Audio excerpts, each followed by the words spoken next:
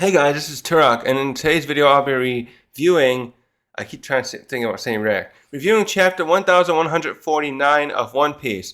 And I'm really excited for this one. Not just, well, it's a lot of stuff happens here that's kind of, it's a back and forth drama. Oda, it really comes out and does some good stuff again. Anyways, I'm just excited now because this is technically, technically the last chapter I was when I got out right after it came out, 140, I'm just going to say 48 because that was the first time I'd gotten one out after it. But I just caught up with the others right around that time. So it's like, it's really exciting here to like finally catch up because I was sick in February, as I spoke at length about, starting around 40 or 41 up until now, the last 8 chapters there or so, I had fallen behind and getting those out. I was recording. I didn't record them until like I had to wait until like April to record them, and I started recording them in small batches. I did like in pairs, because I only could do like that. I would record like 2 hours at a time, and my voice would kind of give out with all the talking I was doing. So, anyways, we're back into it, and we did have a 2-week break, but that was good for me to like get out other stuff and what do you call it? Catching up on the anime. Oh, we're getting into Kumo's backstory in anime. I'm just excited because now I feel like I'm on schedule again, so to speak. And again, though, I'm still going to be recording these on either the Sunday it comes out or Monday after when the official ones come out. And I'm recording this on Monday because Sundays are also tough because I record my anime reaction, and I use the weekends a lot to do a lot of chores around my house. So I have to I'm gonna probably have to pick Mondays more often.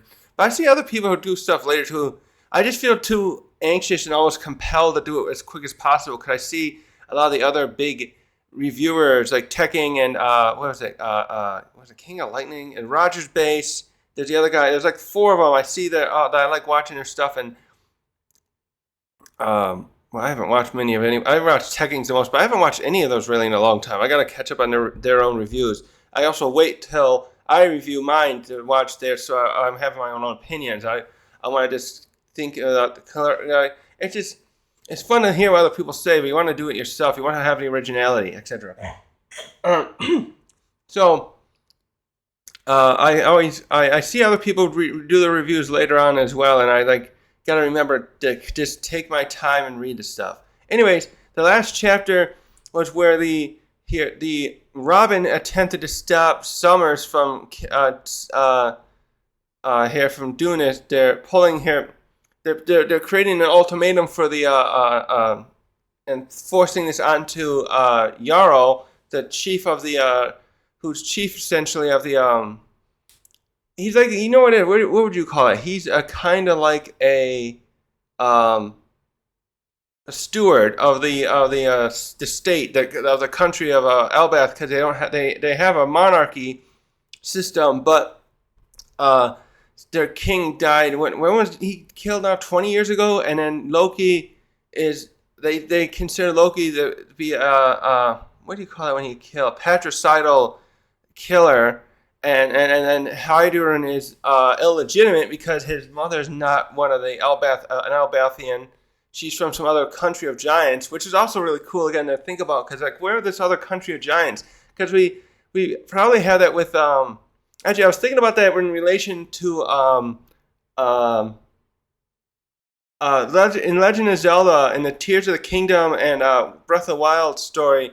In the second one, the Prince of the Zoras. He's got a fiance, or maybe they're already married, and it says her little bio info says that she's from another local village of Zora. This is always funny because you just see the land of Hyrule, and then you just think, oh, those borders. What's beyond the borders? If you go to the edge of the world, like I can't remember what it's like on the. I think if you go to the western end of that game, it's just mountains in that direction. That's close to where you see the bird people. I can't think of the name. And then if you go to the north. You got the just a big cavern, a canyon or something, and beyond there's like other hills maybe or mountains, and then the east and south. I'm doing the map wrong, but on the east and the south of the map, you see the ocean. So somewhere else, maybe in the ocean somewhere, is another village of the Zoras. The ones in that game, they live in a place in the middle of like a river delta area, like where water's flowing down into the ocean. There on the east side. Anyways, I got way off topic here. Sorry. Yeah. So there's other giants and that stuff. Anyways, Jarl is the chief. He's been put under this ultimatum by Summers. He's communicating to all Elbath and says you guys are gonna be our indentured auxiliary troops or something. Yeah, this is fucked up too. He didn't get back into it, but I think there is something there. I bet that he was talking about, and I spoke already at length. That it sounds like the king Hyruden and Loki's dad had planned initially was making a deal with the government to make them part of the federation, as it were. That the of the all these countries underneath the world government's purview, and he decided against it. And I wonder if that's where something happened with Loki and he ended up dying, being killed. Uh, anyways, so Robin attempted to stop him, but she didn't even use any hockey at all, and I was surprised she doesn't. Really surprised she doesn't know how to use hockey yet. She's one of the older members of the crew who've been around the block a lot longer, so to speak. And so I would suspect she could learn that, but she just never did. Tighten this. Wait a second. Okay, maybe that'll be fine. I was just checking my arm for my mic. She is able to. Her attempt was pretty good, though. She tried to take Jarl and have him fall to the underworld. She created this doppelganger of herself, and but he was able to destroy her doppelganger and then use a rose thorn, like a grappling hook almost, to hang on to the tree branch that he had fallen from, or been thrown from by Robin, in order to help stop the kids. Well, actually, I wonder if that still would have worked, because then I think the main reason the kids are moving is more to do with killing. Actually, that's something I didn't think about. I was thinking about. I was explaining how I thought this was working the way they're sending the kids to their death, the way they're trying to coerce the kingdom to turn over their rights to the world government. But anyways, I forgot until just now that what's going on is Killingham must be using his power too. It's all a threefold, not just two. I thought it was just with this Summers and Gunko, but no, that's right. Killingham must be using his he can do this body paralysis thing while to prevent a person from moving, hence like paralysis, but like only most of their body is in the way he's using it. We see him do this with Angie, one of the school teachers, the one working with Saul. She can still talk and maybe move her head and blink and all that other stuff, breathe. Well, obviously he's not killing him. But by paralysis, it's like she can't move the rest of her body. But I'm thinking maybe he can do that too, where he takes control of other people and they can move their body. Right, sleepwalking. Because he's also he's the one he's using the other aspect of his power to pull out and conjure their worst nightmares into reality. But it looks like, I forgot about that. He's doing that probably to make them walk, and then Gunko's ability is directing it. It's working in conjunction that way. And then Summer's power, he's just got those things around them, these thorns around them, so no one can physically pick them up and stop them from moving.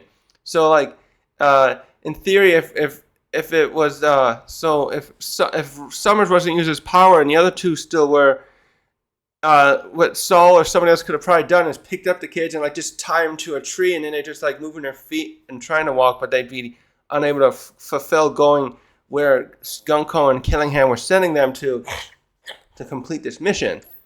Anyways, done with that tangent. So they had put the one girl there. What was her name now? And they had this. She's this very brave kid. I don't even see. Yeah, like Colin shows up again here. Colin was in front of them. And oh yeah, Ranja. So Ranja, they send one named Ranja there. Was that Jarl's One of them is Jarl's great great granddaughter.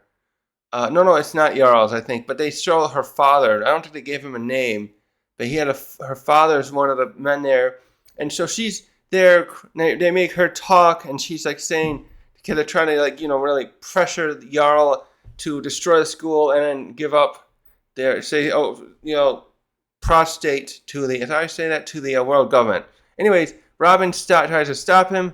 It fails, and she's trying to. She was trying to free the other Straw Hats, but what? That's right. They're guided up with Gunko's ability, so they try that, and then it's at the end, Angie right, Jarl silences to Angie set the school on fire. So they're trying to force them to do it too. This is how it's really cruel. He's instead saying, "Well, we'll just set the school on fire anyways, unless you give up." But he's trying. They have it where they make Angie do it, and then because this girl makes a really great speech and she's trying to say, "Oh, it'll be okay." She's this upbeat girl. But anyways, at the end, oh yeah, the owl's still there too. We don't see him, do we? We see him there when Jarl says burn down the castle. But so at the end, Scopper shows up just in time. He comes in there and he cuts off Scopper's hand, and at first he goes so fast, Scopper didn't even see him, and he's like, "Oh, something cut me. Oh well, my hand will grow back." And then it's like, "Wait a minute, it's not growing back." And then he sees who Scopper is. Scopper's there, and then it just ends at that with him cutting across Scopper cutting Summer's chest. Anyways, actually, I have to stop more. Then I'll end this. I'm sorry for this long recap. I gotta stop. I just realized too. I was watching the episode of One Piece yesterday. For anyone who I didn't see that episode 1130, which covers 1196 of the manga.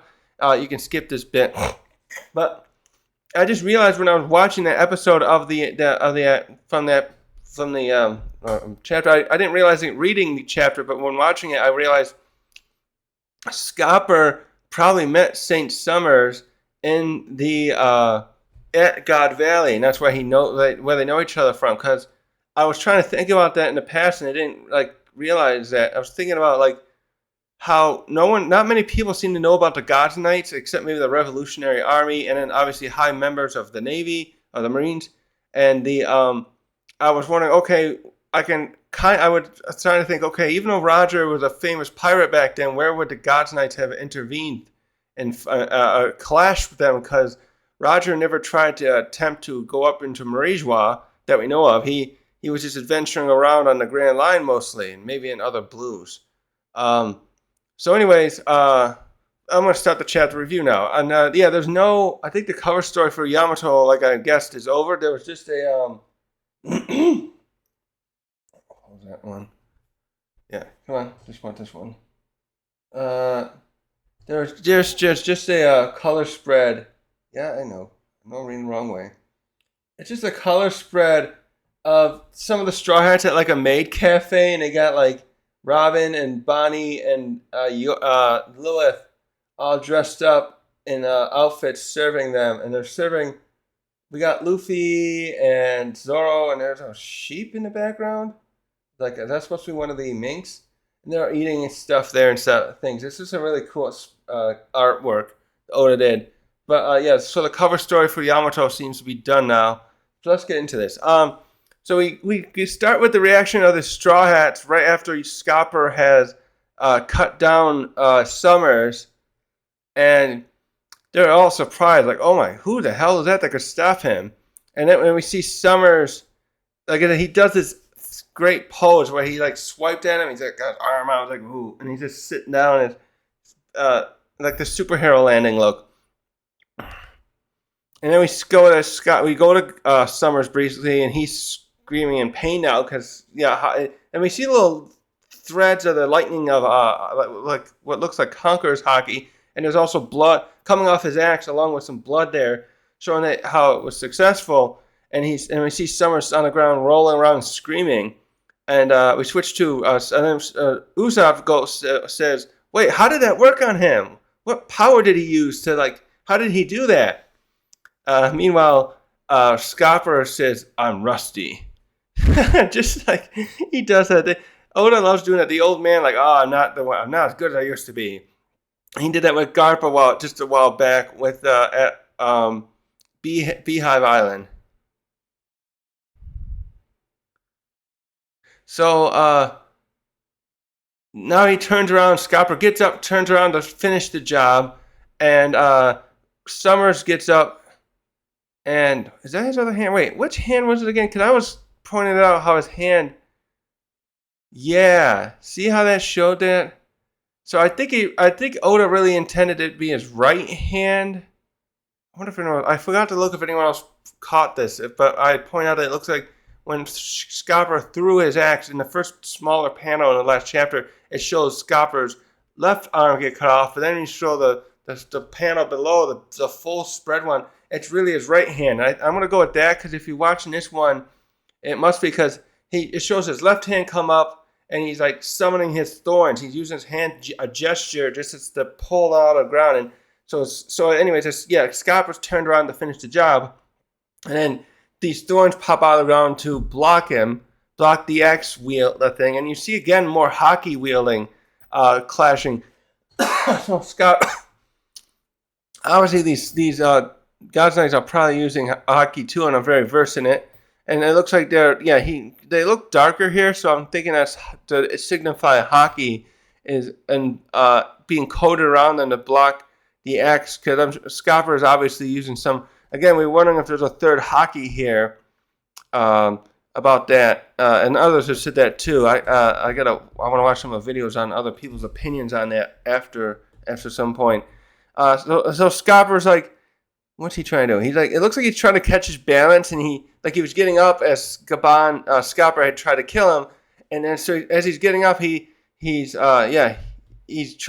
clenching his chest, and then he says, "Mountain Eater, what are you doing here?" And but Scopper merely answers by saying, "Oh, let's not get bogged down with such boring questions." And then you see the two of them start like clashing. Summers has pulled out his thorn sword. Did I talk about that in the other chapter? I forget, but he has a thorn weapon. It's more like in a way, it reminds you more of a kanabo like Kaido has, but it's much longer. It looks more effective that way too, but it's attached to the hilt of a sword handle type, like a rapier looking one almost, because it's got a guard. It kind of looks like Shanks's guard would on his sword, but so it's somehow I don't know if he's always carrying a sword around. I think he was. I've seen that. I think we've seen the handle before. Oh, he's holding it in the other one, yeah. I'm just wondering now if that's the hilt that he have it. I forget now if he had it like maybe around in a sash, like just the hilt. And I wonder if it's empty and until he conjures a thorn thing onto the end of the hilt to wield. So anyways, you see the two of them like parrying and clashing blows or whatever. So we don't. Nami says something. It doesn't really show that, right? No, we switched to Usopp saying, "What, you met him at the castle?" So they didn't show Nami say that though. But she's the one talking next. She's like, "Yeah," and he tangled with Luffy and Zoro, and they were having a difficult time with him. And I heard he's also the boy he's the father of the boy Colin we met. So someone else says, I think that's Robin. I think I heard that's Scopper Gaban. And either her or that Jinbei says. I think Jinbei's the one who says that next. Oh, he's the left hand. Scopper Gaban, he's the left hand of the arm of the king of the pirates. The counterpart to Rayleigh. Actually, I think I want to pull up a second. There was a different. This is why I like reading the both versions. Hold on. Yeah, in the unofficial version of this chapter that came out, I like how the the line there, Jinbei says, I think it's Jinbei, like I said, he says that Scopper Gavan is an equal to Rayleigh. And so I feel like that's technically a more proper thing, because I think Oda's trying to do that where, like, in a way he's trying to have like when among like Luffy, Sanji, and Zoro, they're all technically equal to each other. They each have their own strengths and weaknesses, varying with like. But you always, whenever you watch like Sanji and Zoro go at it, you never see really one have an edge or the other. Now obviously Zoro's not trying to cut Sanji. When they start bickering, Zoro will use his sword, but he'll keep one in a sheath and then use it to block one of Sanji's kicks instead of like just parrying with his arm. If I was in Zoro's situation and I ever was bickering with someone like Sanji like that, if I was a swordsman, I'm meaning, I'd probably be trying to learn how, like, boom, block the attacks a different way. I don't think I'd want to risk a proficient kicker like Sanji kicking my sword sheath and, given how they're super strong, possibly breaking that sheath. Anyways, so then I think Zoro says, not Zoro, Brook is there too. And Brook's still bandaged up. He must be, is that bandages? Actually, I forgot to say, I said in the last chapter, he's probably bandaged because he was beat up by Gunko, but I'm thinking that she put extra arrows around him to tie him up because she was so angry because she wanted him to be his slave and give up. How do you say that? She wanted him to, like, say, I'll be your slave. What's the word I'm looking for? Anyways, and he refused, so she probably bandaged him up more just because she out of anger. So we switched to Chopper, and he's still in Saul's hair hiding. He didn't get tied up. I forgot about that. So that's right. The other four, and now Robin. Yeah, Robin. That's right. Robin at this point was standing by the other four that Gunko caught, Straw Hats, and then she's tied up with these thorns around her the way, kind of like he did with the kids, but you can see them this time. They're not. The other ones were invisible until someone tried to touch the children to try and stop them from walking and to the thing. And Chopper's like, wait, how is the attacks doing damage? What's going on here? The others tried, because that's right, he saw Saul try to fight him, and then the others saw how the other four got defeated, and it's like, okay, these guys are on a different level. And I do like how they're doing that, because we had the same problem when we encountered Big Mom and Kaido as well, and their haki made them so invulnerable to attacks unless you're strong enough to use the advanced haki, that is.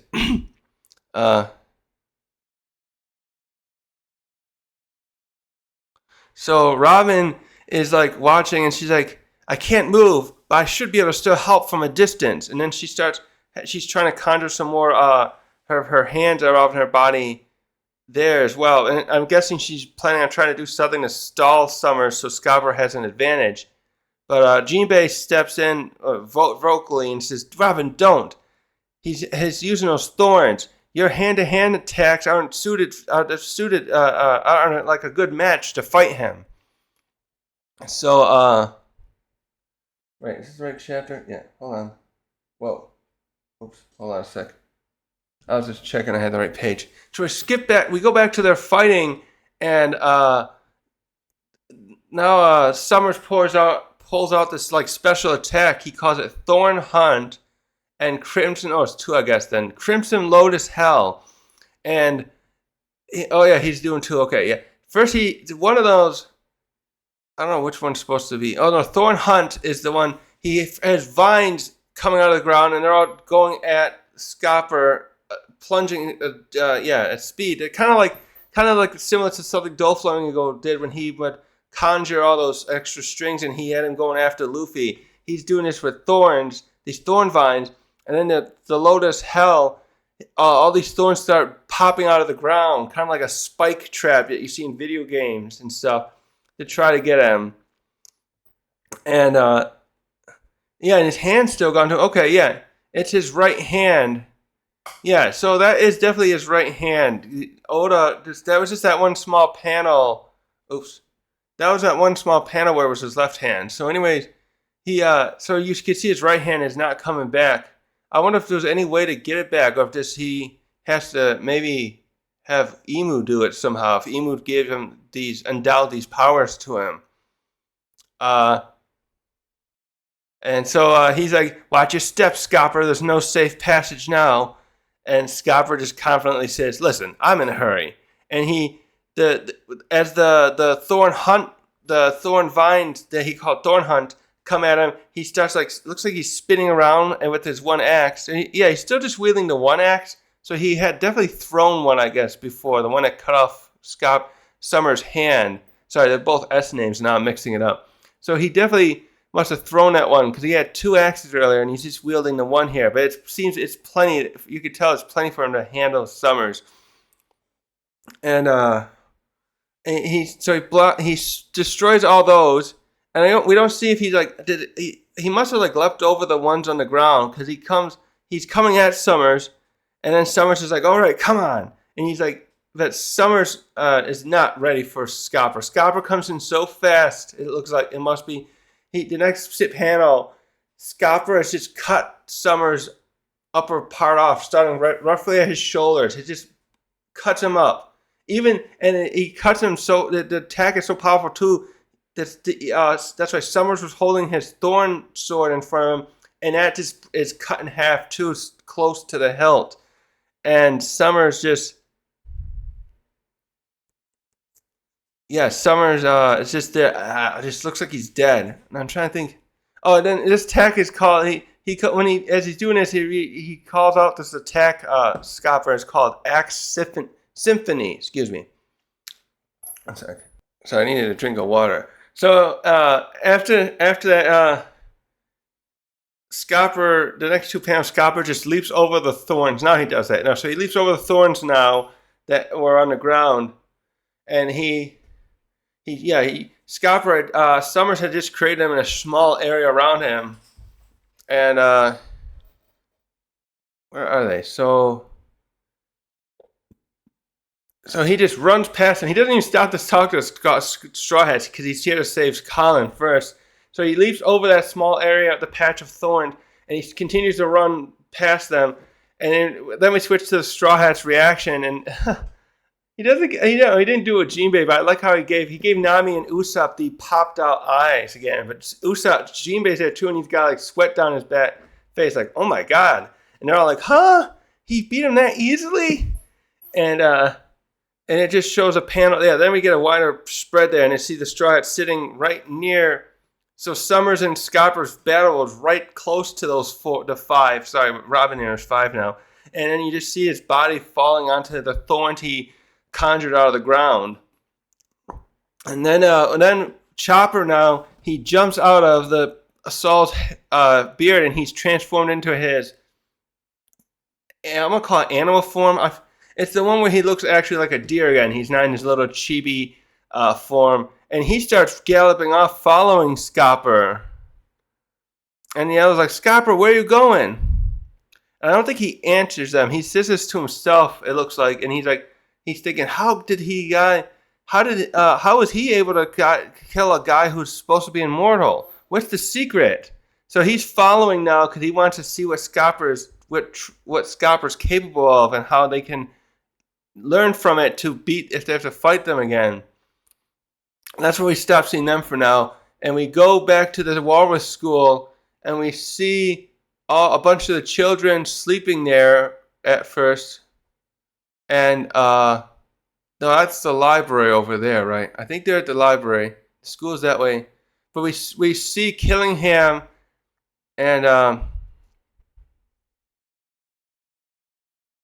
Killingham, so he's holding, he switches to a different weapon. That's right, he had like a trident looking thing.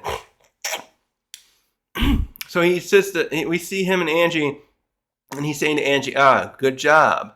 Because they switch to her, and she's holding a torch in her hand and standing in front of the school, and it's starting to erupt into flames. Yeah, they're standing at the entrance, that circular entrance that they created. And he's like, yes, you have proven yourself obedient. Ugh, I hate when they say stuff like that. And then he continues, now that's all we needed to see. And now he pulls out a bow and arrow and he lights up a fire on the arrow. And he's like, I'll take care of the other building. So I think he's only burned a school so far. I was thinking that was a library. But yeah, oh, he does light it to fire. Okay. Oh, that's right. So, God, I hope they can stop that. And then we switch. As it starts burning, he starts laughing. He's like, ah, I'm not gonna imitate laugh. This guy's sickening me now. But he's doing his evil laugh thing, and we we go back to Robin and Saul, and we see them both crying, and they can see, yeah, they must be higher up. That's right. From Robin's vantage, she's above. They're high enough there. Her and the other Straw Hats, where we see her turn and see the library being lit on fire, as it's spreading, I should say. And we see her and Saul both crying. He probably can. He's still down on the ground, but I assume he can like hear it happening. Oh, he could hear her too, probably, because she like screams and like, no, the library. Uh, and we go to the village briefly, the western one where the Straw Hats were with the other ones, and we see Jarl crying, and the others are trying to comfort him a bit. They're like, Chief, we know it's not your fault. It's okay. And we see him briefly thinking to himself, all the history of our forefathers, it's going to be lost now. And we continue to see other people's reaction. We switch to Ranja. There, we see her in the end of the arrow. Actually, yeah, Gunko's right there. You can see the scale. He did a good job there with the scale. So, yeah, we can see where she is over there, and she's looking at the smoke of the fire. And then Killingham contacts Gunko and says, yep, this is Killingham. The fire is burning. And then she just looks to the child, Ranja, and like, come back, child.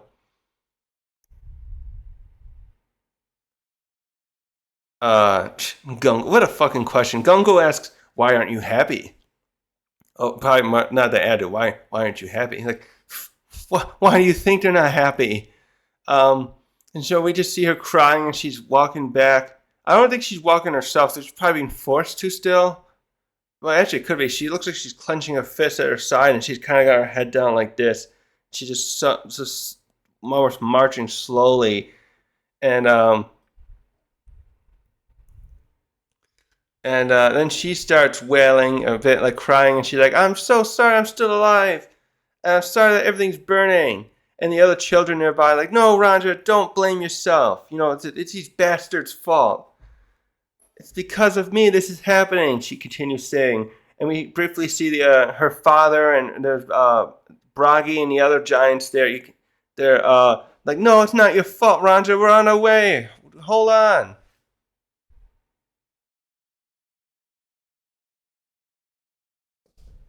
So now we get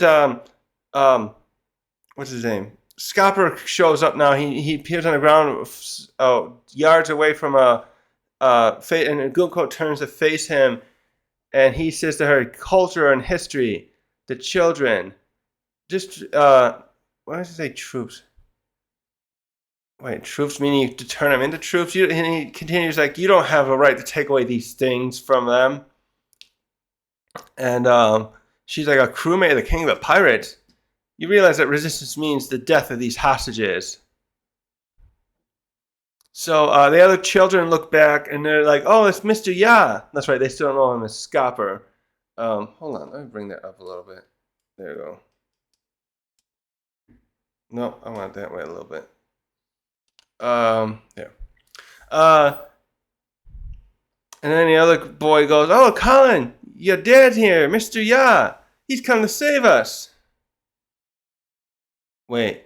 Oh, yeah, she doesn't know.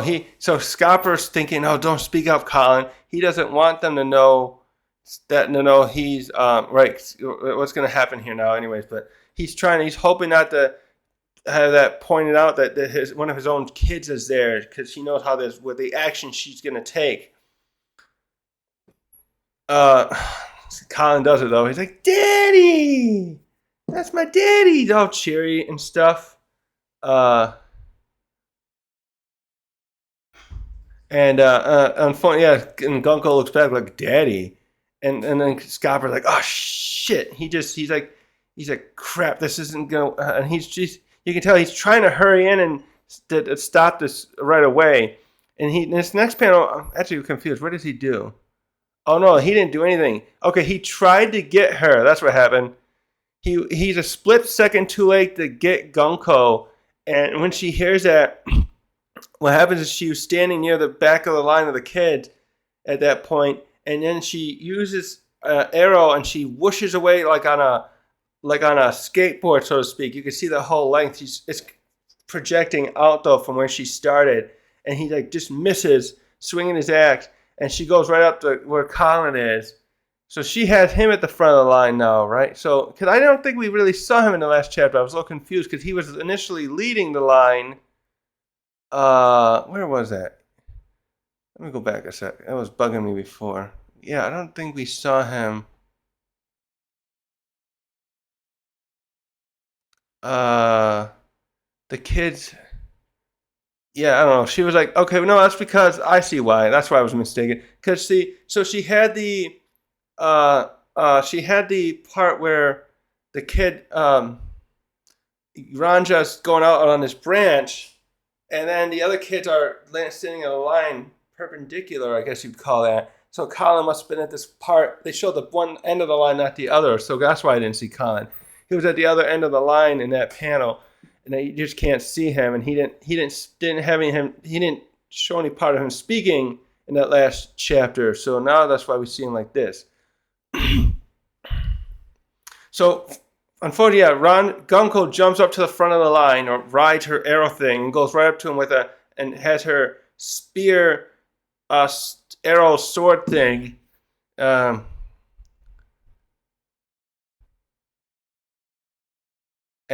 she goes up to Colin with that, and she's pointing it right at his throat, like right to his right side. I'll show it like this way though. She's got like right about here, on his right side. This is my left here. And so Colin's at this point like, oh, she realizing the danger he's in. Then Gunko says, oh, so you don't mind if I kill him? That's what I take from your response. So she's trying to force him to stand down. Now and he knows he's in a pickle. Scopper's thinking to himself, this is my final chance. I can still stop this, and we can quickly put the fire out in the library. And then I can save the children and Elbath in the process. Oh, I forgot to say, this is where the name comes up. They show it here. The chapter is called 1 Second. And so he says, as long as it's instant. And then he yells to Colin, just give me 1 second. I'm coming. You're a big boy. Be strong now, please. Oh, wait, no, I'm going the wrong way. Okay, so.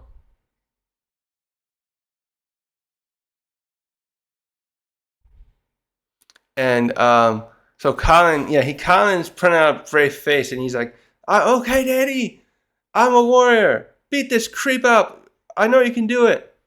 And I think this is Scopper still thinking this part. It's overlapping near Colin's speaking aloud. He's like, be strong if you get hurt. I'll make sure you survive. Yeah, that must be him.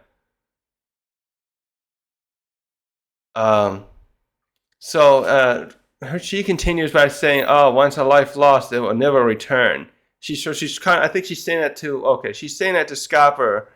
And she's trying to say, I'll end his life right now, and there's nothing you can do to stop me, kind of thing. And someone else is yelling, look out, Colin. The other kids, I guess. Because, the other kids, he's still in the front of the line, like I said. So we briefly now switch to a little flashback. As Scopper's assessing what he can do to stop Gunko, we go to the moment where Colin was born, or right after. So we see Ripley sitting in a bed in like a hospital. Actually, it looks like he drew an IV drip or thing like that behind her. In the panel, you can see an IV drip. And so we see Ripley sitting there, and she's holding Colin, and Scopper's there now too. She's kind of got what's his name? I was just checking if I'm in the camera over here. My screen's to see my camera's over there. So she's holding Colin. Oh, sorry, in her right arm, and then she's brought uh, Scopper up and holding him up, and he's so bring him close, and he's holding, kind of touching Colin and stuff, kind of because he can't really. It's the scale is you can see. Scopper's probably a really tall guy. Like I don't know if he's as tall as someone like Keezer. I'm gonna say this could be something like that, and but we can see we can tell like the length of Colin's head as a baby is at least half of Scopper's height. So he's trying to like put his hand around to kind of cradle Colin, but like even with he can't quite do it. And Ripley's like, look, this is our son, Scopper. And she's got this great big smile on her face. And Scopper's like, oh, he's so adorable. And look how big he is. And he says to Ripley, what a gift you've given me, Ripley. My lifelong treasure. So like he's saying, I guess he's meaning, it's just like what Roger, I like this moment here because it's very touching, probably like for Roger. Unfortunately, Roger didn't get to see Ace. He knew, I know he knew, what was his mother's name now? I can't remember her first name now. It's evading me, Ace's mom. I just remember her last name. He took her last name, Porkis, instead of Rogers. Obviously, to avoid persecution. But it's just cute here because it's like it's like him, Roger, and then probably like Scopper seems like it's. I feel like Roger would probably been the same way, where like they're all that treasure and stuff, all that venturing, it was fun and all, but they didn't need jewels and all that other stuff. They wanted to have a family eventually, and Scopper now has been able to do that. Actually, I was just thinking about that. Rayleigh never had any children that we know of. Him and Shockey don't look like they're planning or ever plan to. And I mean, I don't know if Oda would want. If Shockey's supposed to be in her 60s, right? And I know Rayleigh's in his 80s. Anyways, that's just a really cute flashback on Scott. So we're just realizing, yes, Scopper here is knowing he has to do what he can to save his son. This is his treasure. So that's what Oda likes to convey. Different characters, our heroes, especially their treasure, what's important to them. So Luffy, it's the hat, and it's his family of the straw hats and stuff like that. And then we switch to Ripley. I don't know if she sees what's going on here. It's implied like she knows what's happening. Cause I thought she was still with Dory and Bragi when she had helped them after their Frankie and Lilith and Bonnie were there at the time. They were trying to help Dory and Bragi after their ship had crashed when they got attacked by the conjurers of those of wives of various pirates there, of the other giant pirates. I mean, she's saying it says the line actually looks weird. I think it's just it reads, "Please be safe, Colin." But I'm thinking it's probably meaning like be strong. Wait, do I have the? What if that's different than this one? Hold on a sec.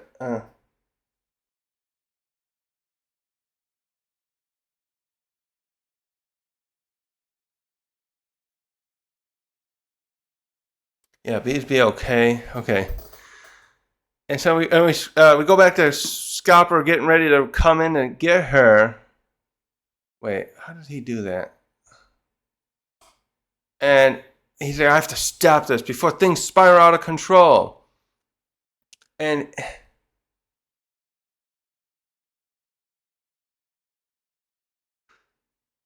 so he gets close there, but Gunko, I see what happens. Okay. Oh, I misread that before. What happens here, okay, I thought she actually does push it into him a little bit. She kind of did. She grates his skin. But what happens here is this was his observation. He uses his observation hockey, and he sees that he won't be able to get there in time now. And it shows a scene. I saw now because the color, the way it draws is very clever. This is another. It shows his face on one side, and then he sees that. It's like a little snap, and it shows a somewhat graphic version of Colin's face, and then it shows Gunko to the side, stabbing right through his neck, so it would kill him, a killing blow right through him somehow. And so in the next point, we see him say, "Don't do it," and Gunko looking at him instead, and then he's on her. He was running across the arrows, like her arrow to catch up to her, and he's right up near the two of them. So and we see first he's like, "I yield," and he drops the axe, and then the panel shows, yeah, he's right behind Colin's head now too, and then she turns to face him, and he's like, "I'm sorry, Albath," he's thinking, and she's like, "Oh, you feeble, frail thing," and she turns and shoots him with some of the arrows. She put they shoot out like missiles. It looks like out of her rapier tool she was carrying, and then we see Scopper falling down, punctured by 3 of them. And the next panel is him falling him down. He falls down toward the underworld. Oh,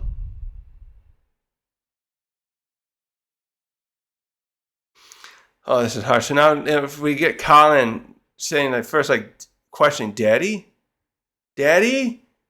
and then Colin's going down. No, we go back to Scopper briefly. He's like, "I'm sorry, Colin," as he's falling. It must have hurt. I'm so sorry for that. And it goes back to Colin watching, and his face is turned to like terror, watching as Scopper just disappears down into the underworld portion. And then we switch to we see Chopper catching up to him at this point, or the location here. And as that's happening, we go back to Colin one more time, screaming his name. Wait, I'm going the wrong direction.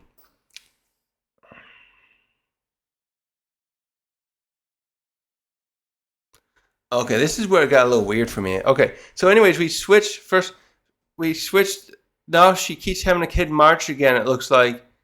Are they just still standing there? I can't tell. It looks like they're starting to slowly march again. She's forcing them to move. And we still see Colin crying, and then the other kids are joining in, yelling to him, Mr. Ya, where are you? Come back. Not where are you? Like, come. Oh, because they're all like thinking, oh, they want to run over and help him. So this is where it gets interesting. There's something here. As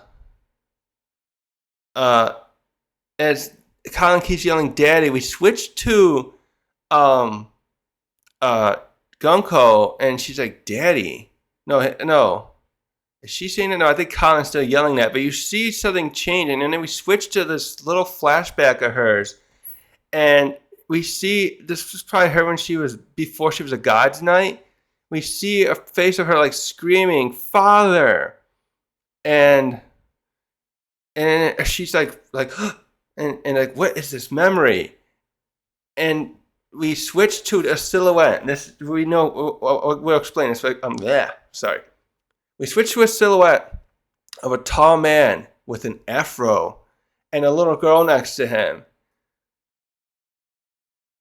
And he goes, "Yo-ho-ho-ho! You see, it's my dream to be a pirate." And it's like, it also has musical notes around the silhouette. So I don't know if there's music playing in the background or he was singing to her. And we switch to her eye again, Gunko's eye, and it's like this thing. She's like, what is this memory? What's coming back? So some kind of repressed memory is coming back to her, and that's all we get of it. So obviously this must be Brooke. This must be what happened. I'm gonna go back to the panel. I gotta look at it again. So we switch to the straw hats. That's what happens. And then Brooke, we see Brooke looking at her. So Brooke must have realized this too, who this woman is now. And he's like, the resemblance is uncanny. And meanwhile, the other two, Usopp and Jinbei, are still trying to like figure out how to escape. Usopp's like, we got to think of a way to escape.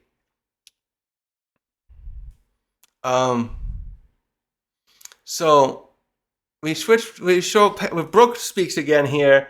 I don't know if has Gunko come back yet? I don't know, but he's like, "Oh, pardon me." I think he like locked eyes with her. I think she's still over near the kids, and then she's like breathing heavy now, and she's like, Brooke, I remember that name. Are you Brooke? She yells, and then you see her run back toward where the other Straw Hats are, where she left them. But as she's doing it, suddenly there's this like pinging, not pinging, this thing, like, and we hear a voice, and it's Emu. I'm gonna get to it now because it's like this ominous voice. what is taking so long? And it's like going to all the three of these nights. And we see Summers. So Summers looks like he's still alive, actually. We see his head, and he's, ugh. And yeah, he did get pierced by his thorn. And he's just going, oh, this hurts. And we go, and then we see Killingham's reaction. He's like, oh, great, Emu. What is it?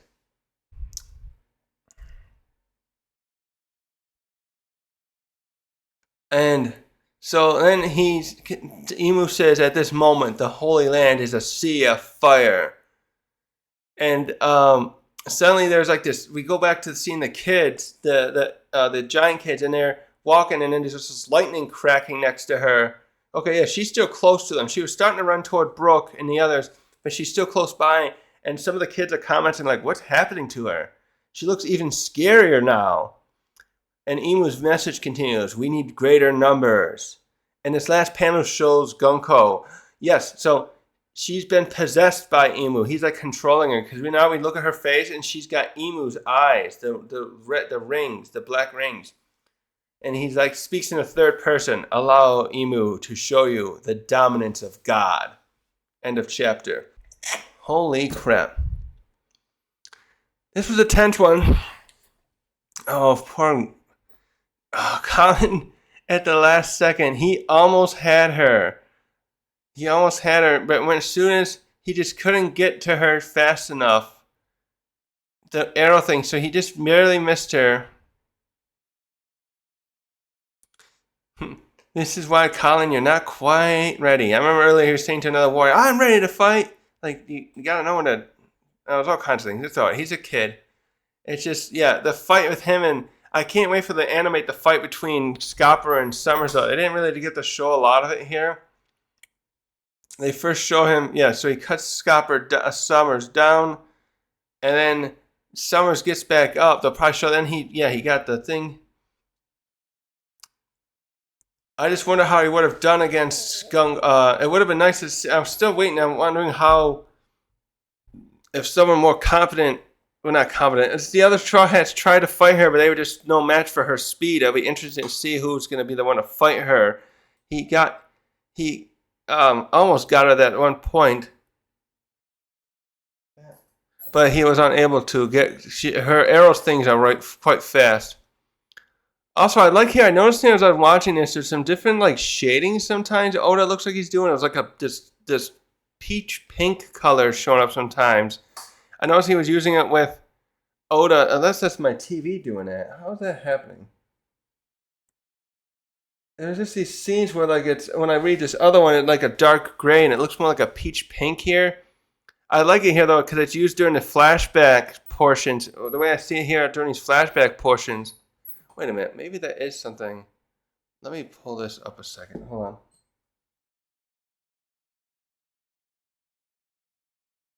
Oh, hold on. I wonder if my monitor is in a weird color scheme to show that. Hold on. Come on. Oh, that is. Yeah, that must be my TV. The way this looks, some of the flashback scenes, and then there are other things that look kind of peachy pink on my television screen as I'm reading this. So the other thing to get to now is what is this? So this means that Gunko. So we kind of had an idea of this with Saturn, because we've seen that Saturn's had been around for over 200 years, because he was there at Marijwa, and he talked to those scientists to try and figure out what we found about Emmet, the giant robot, and why it had rampaged around Marijwa, and so we know that these people endowed with powers from Emu have some kind of immortality given to them, and he can take it away just as easily, though, as we saw him do to Saturn as well at the end of Egghead 20 chapters ago, like 22 chapters ago at his death, like just, and he started screaming, and all that's left was like a skull and a yellow skeleton, I guess. And now we see too, he can possess them as well. Two things. First, who is it? So the first thing too is this girl, obviously someone that knows Brooke. So she's been a God's Knight, we can guess, possibly the last 52 years or a little bit less, because we see this flashback where she was somehow associated with Brooke, and we don't even know. She just see she must have been a tiny girl. Like, she looks like could have been anywhere between 5 to 8. Oda draws the girls really small here sometimes, and also Brooks really, like, what is he, 8 feet tall? He's a really tall fellow, so it's hard to say how old she could have been. But I don't know. She's an adult now though, so maybe she came to God's Night when she grew up. She could be like, I don't know, 18. I'm gonna say. Let's just use 18, and she looks like she's 5 there or something with Brooke. So at some point, so that'd be so let's say 5 plus 18, 13 years later. So that'd be like 39 years ago. Maybe she could have became God's Knight. Okay, so the question is too is how does she lose her memories and how this time? I wonder if that's something when he gives you that power. This is probably like what could have happened to Loki, because they tried to force Loki earlier in this arc to submit and become a God's Knight. And that's okay. That makes sense too, because she kept talking about like this. Gunko was when they were trying to force him to. She was beating him up, trying to say, "Oh, you would deny this great gift" or something like that. I'm paraphrasing here. She was talking about how great it is to gain this power and become one of the God's Knights. And Loki's like, "No, I'm not going to." With respect, this is where we got Loki deserves some of our respect. Where he's like, "Hell no, I don't want to become a servant." I think he said something like that, and I'm sure he implied. I can see that what he means. Like, I want to be my own person. I could be a king here. Why would I be a servant to someone else? I don't care about giving up my power. It's something sometimes too. It reminds me, not as badly, but like a lot of people often think Zoro is the captain of the ship, and they're surprised that Luffy is. And Zoro, in some ways, has like said, "I'll serve you," kind of. He still wants to follow his dreams, and that's where it's nice. That's the difference here. We're really seeing the God's Knights seem to become servants, bodyguards to the Marijwa and Imu in general, and perhaps even maybe they would even protect Gorosei. We know the Gorosei can really defend themselves if they want, but just like that's their duties. And the difference there is they're giving up probably any autonomy or dreams they have themselves, where Zoro and the others are joining with Luffy, but that also helps with their own dreams. Luffy's dream is kind of the paramount, but it's not going to stop the others. He's not going to ever have the others stop going for their dreams.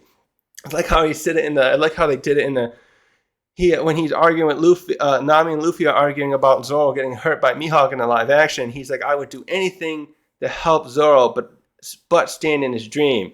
And I like this here. I think this is something here they're going to go for with whoever this Gunko was. I wonder if she. This must have been like the thing too now is this his daughter, or is it just a girl that was really enamored with him, like looked up to him, like a Shanks and Luffy thing again, and then he left her to go be part of the what was his pirate crew called? I can't remember now. The Rumble? No. He left to be part of that crew, and they went on their venture through the Grand Line, and now she probably. That's what. Yes, let's go back to that panel now. Hold on.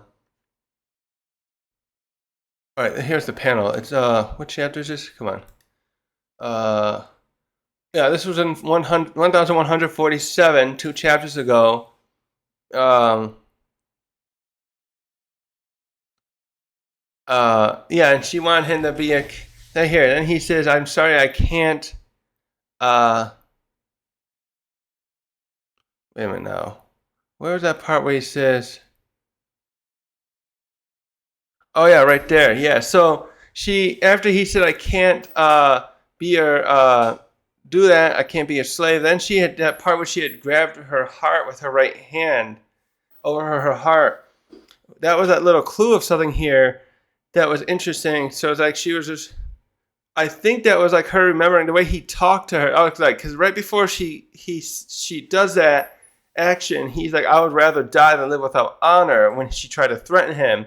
So she must have started remembering something about he must have talked to her about his honor and stuff like that when they knew each other.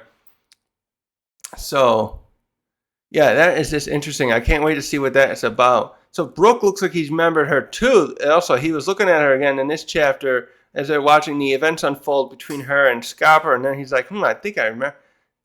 I think he's starting to piece it together. Like, wait a minute, that looks like so and so. Maybe she has a new name now from years ago, and the resemblance is uncanny. So yeah, there's something there. Can't wait to figure out what that is. And now, lastly, what is this? What do you all think this could be that he's gonna do? Emu that is through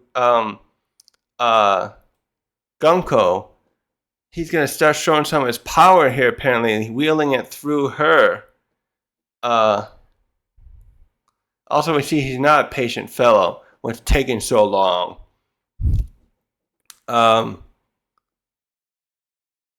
So now he's like gonna step up. Now it's like I'm just wondering if this is how much is gonna damage or other else is gonna happen here before the other Straw Hats and the Giants down below show up now. Oh God, so much in this chapter. Also, yeah, of course, watching what Scopper did was fucking awesome. I hope we figure out what it is. Chopper was there trying to figure it out. Like, does Chopper? Have you seen Chopper? There was something too with this.